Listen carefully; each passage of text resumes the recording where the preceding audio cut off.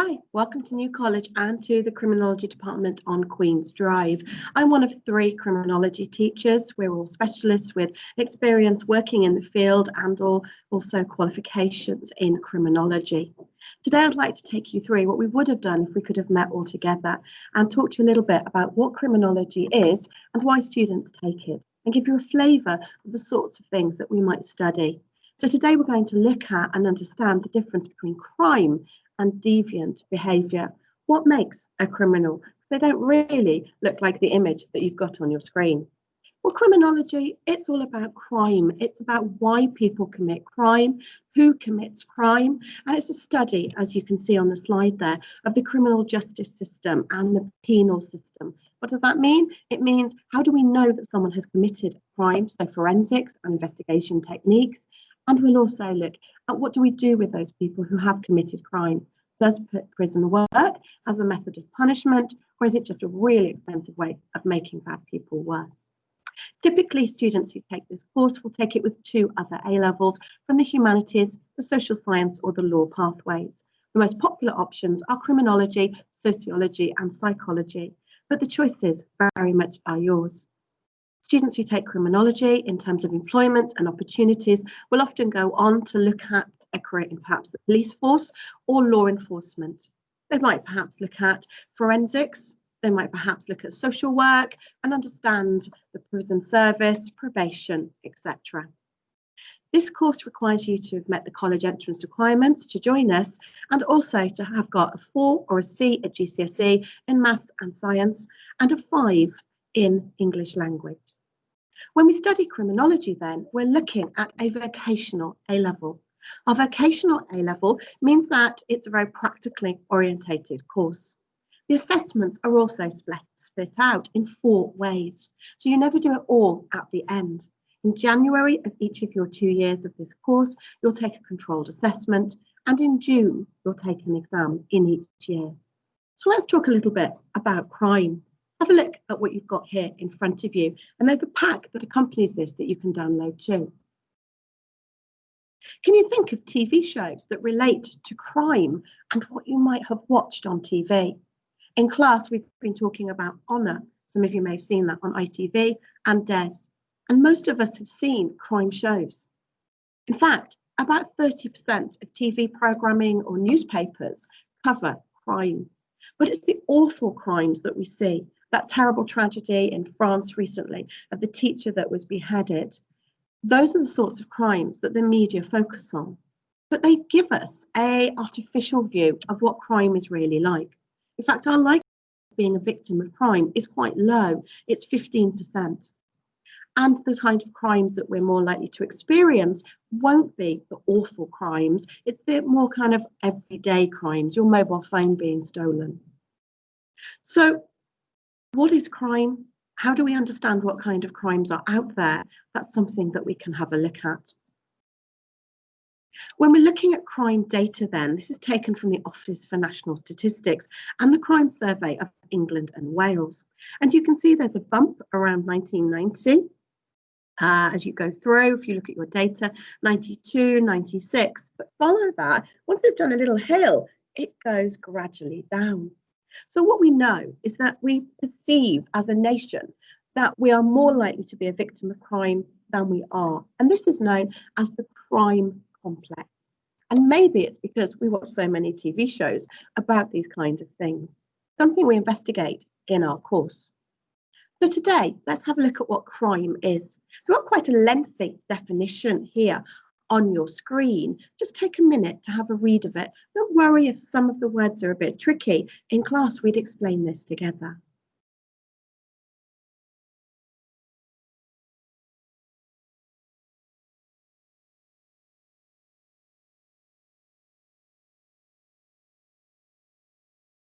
So you can see here by this definition that it explains that crime is actually dependent upon time and place. For example, if you're in America and you are under the age of 21 and drinking alcohol, in some areas that would be classified as a crime. Adultery in some areas is classified as a crime. Here we've given the UK example of homosexuality that until the late 60s was illegal. So what we determine as legal and illegal is socially constructed. It changes over time and over place.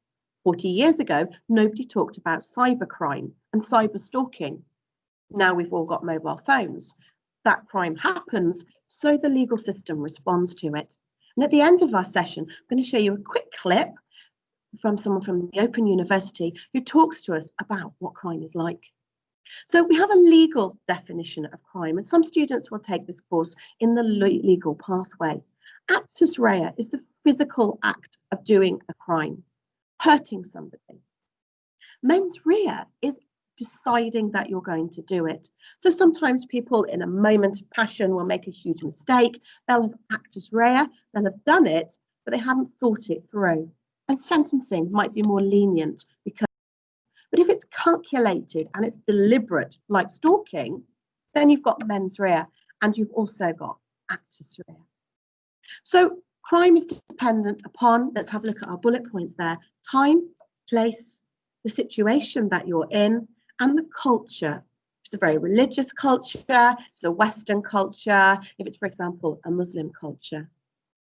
So are you a criminal? Oh. If you're interested in this, have a look on YouTube at Crash Course Sociology. Type it in, look for number 18, and it talks about what crime and deviance is.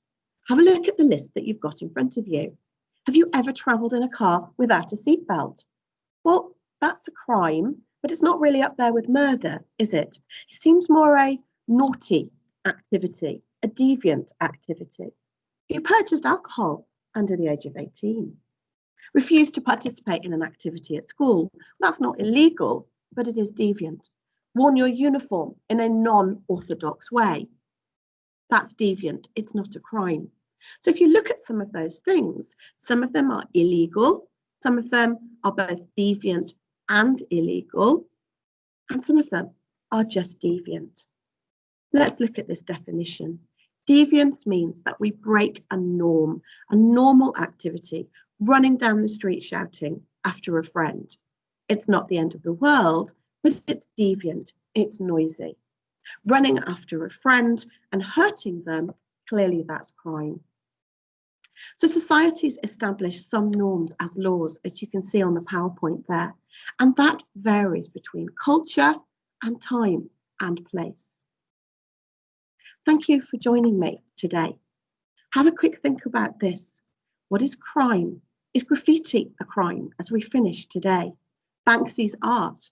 He pops it up on walls that it doesn't belong to him, but we see it as a form of art. Someone who's graffiti, this is a wall somewhere in Swindon, an article taken a couple of years ago from the Swindon Advertiser, which talks about how awful it is that there has been graffiti and thousands of pounds worth of damage. When is it art and when is it crime? Just something to have a think about. Thanks for joining me in our quick World tour of, I can't say it, yeah, in our quick tour of criminology today. I hope that you found that a little bit interesting as a taster. I'm going to link you in now as we finish to a quick clip to look at crime. There are some links there on the website as well. So good luck in your GCSEs and we hope to see you in September.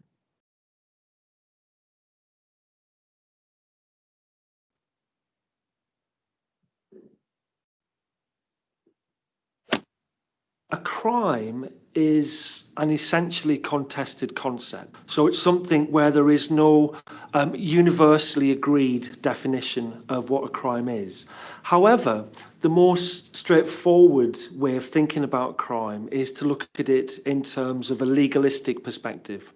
And that is that a crime is something which is illegal. It's against the law. It's against the criminal law. And also it will have certain aspects to it. So it will have an aspect of criminal harm and it will have an aspect of criminal blame. Interestingly, though, many people have actually questioned this legalistic definition. First of all, because it's always going to be partial and determined within a very small kind of idea of what is crime.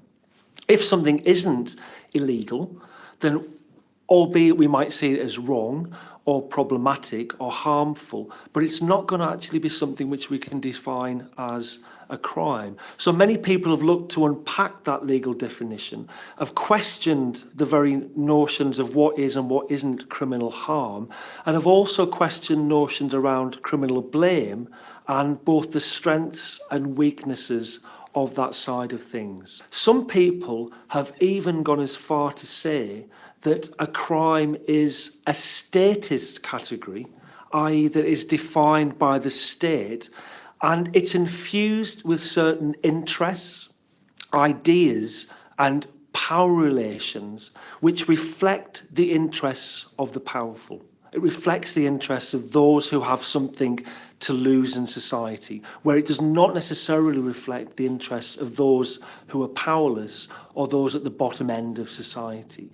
And hence, the crime logic is seen as imposed. It's something which is placed as a category, as a way of generating meanings and understandings. And some have argued that that actually is a problem in itself, and that we shouldn't necessarily even think about the logic of crime, because actually crime will lead us to certain pathways of solutions, such as punishment. Get more from the Open University. Check out the links on screen now.